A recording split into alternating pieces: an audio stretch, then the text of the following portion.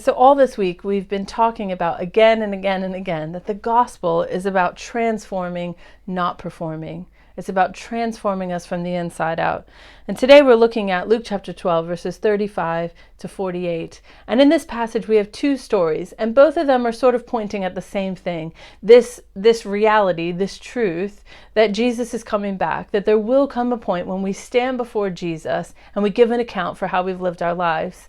It might be hard to imagine what that day would be like, but the question that Jesus essentially wants to ask us is, are you ready for that day? Are you prepared for that day?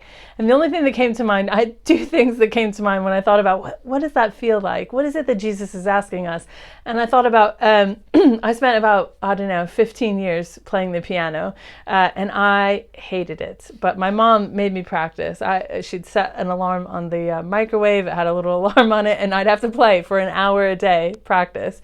And I often would just play the one song I learned, The Entertainer, and I would just play do do do do do do do do like over and over and over. And my mom would be back in the bedroom getting ready for work in the morning, and she'd just shout down the hall, play something new. Or I'd just do scales over and over. I didn't want to learn anything new. I didn't want to do anything difficult. It was too painful, and I just didn't want to, right?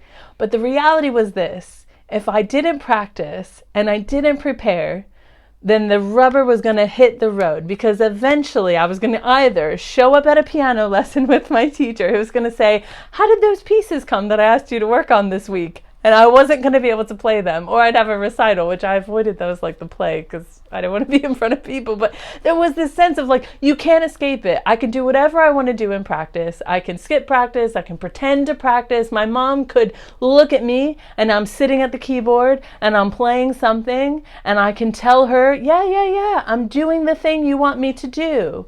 But when I come before my teacher, and I have to demonstrate what I have done with the week since the last time we've met, either I can play the song or I can't. Either I've made progress or I haven't. I feel kind of the same way when I'm preparing to do a devotional or preach a sermon. I can sit in my room and I can read my Bible and I can spread books out all around me. I can even write lots of notes, and I can come up with lots of, that's an interesting fact or topic. But at the end of the day, if I haven't adequately prepared, then when the time will come when I'll have to sit in front of the camera or stand up in front of a room full of people. And if I have not adequately prepared, it's going to show. You can't hide it.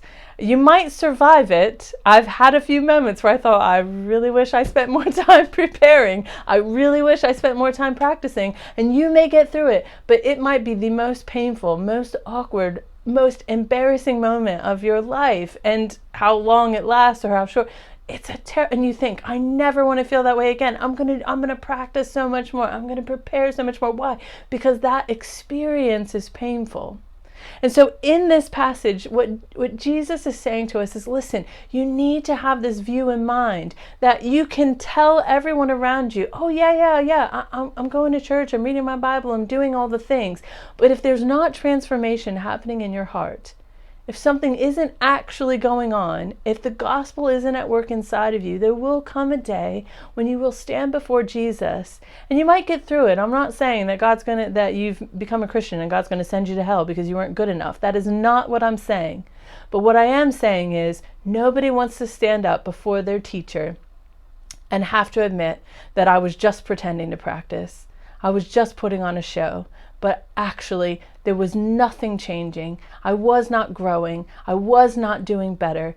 And that shameful, embarrassing, awkward moment of standing before your teacher and saying, I didn't do what you asked me to do. And so Jesus is asking us ahead of time. He's saying, listen, don't experience that moment. Don't experience that moment.